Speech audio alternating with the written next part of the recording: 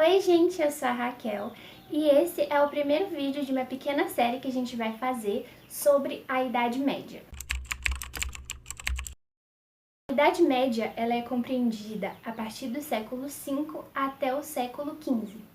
E a queda do Império Romano foi o evento que deu origem a esse período histórico. Durante o século III, o Império Romano estava passando por diversas crises, principalmente pela falta das suas guerras de conquista. Essa falta proporcionou que o sistema escravagista, que era aquele que proporcionava grandes lucros para o Império, viesse começar a desapontar, porque o preço do escravo estava ficando muito caro. E além disso, o Império estava sofrendo com outros problemas, como as intensas denúncias de corrupção, que favoreciam com que as fronteiras do território ficassem vulneráveis e desprotegidas. E foi nesse contexto que entre o século III e o século IV, diversos povos da região germânica começassem a atravessar o Império e se estabelecer ali. Dentre esses povos, a gente pode citar os francos, os ângulos, saxões, vândalos, uma diversidade imensa e que eram chamados pelos romanos como bárbaros. Isso porque eles não possuíam a mesma língua, os mesmos costumes e não tinham também um direito organizado. O direito dos povos germânicos era um direito consuetudinário, ou seja, um direito que era baseado em seus costumes. Não era como o direito romano, que passou por diversas transformações ao longo do tempo. Numa tentativa de driblar essa crise, o imperador Teodósio I, em 395, ele dividiu o Império Romano em duas partes: o Império Romano do Oriente e o Império Romano do Ocidente.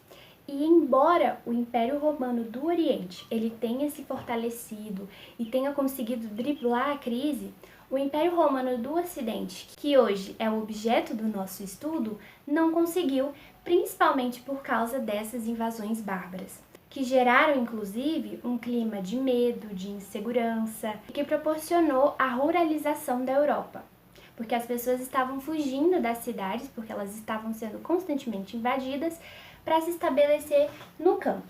Durante esse período, as cidades se enfraqueceram, o comércio se enfraqueceu, mas em contrapartida, essa ruralização veio muito a calhar para os senhores de terras da época, porque se de um lado os escravos estavam muito caros, como eu já citei para vocês, do outro estava vindo muitas pessoas para o campo e que poderiam servir como mão de obra para esses senhores. E a partir disso é que começa o surgimento do feudalismo como a gente conhece. Além disso, também é importante destacar que durante esse período de invasões bárbaras, a Igreja Católica ela se fortaleceu muito, principalmente pelo auxílio social e espiritual que ela proporcionava, principalmente para os fiéis. Como eu disse para vocês, o Império estava em crise, então havia fome, havia peste, havia essas invasões, havia muita violência, o que proporcionava no povo, aumentava o sentimento de medo, de insegurança, de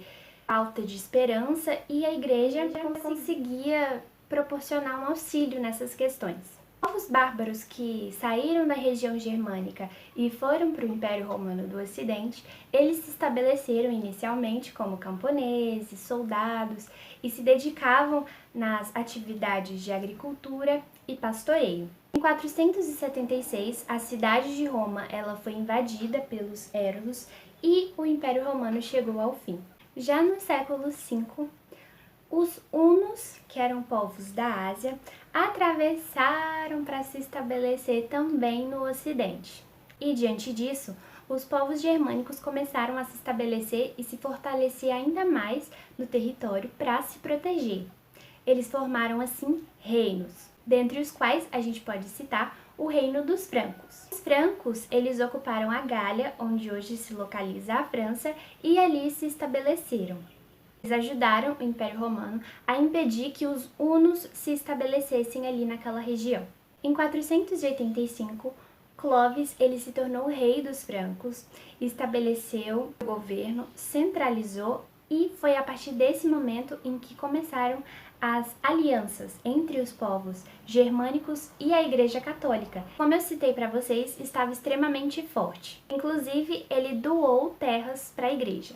Mas o reino se fortaleceu mesmo durante o governo de Carlos Magno, inclusive recebeu a coroa das mãos do Papa e que conquistou diversos territórios e fundou o Império Carolíngio. Além disso, o rei Carlos Magno continuou com o costume de doar terras. Ele doou terras para a igreja, para funcionários públicos e para soldados. Inclusive, ele dividiu o reino dos francos em condados, marcos e ducados, que eram governados por duques, marqueses e condes. Além disso, é importante pontuar que o rei Carlos Magno se converteu ao cristianismo e impôs essa religião como a religião dos povos germânicos. Com o passar do tempo, os marqueses, condes e duques que eu falei para vocês começaram a reivindicar a independência dos seus territórios do governo. E a partir disso a gente já começa a perceber o contexto do feudalismo durante a sociedade medieval e que vai ser o tema do nosso próximo vídeo. Eu agradeço imensamente a sua presença aqui. Se você gostou do vídeo, curte, comenta, deixe seu like e compartilha também. Obrigada!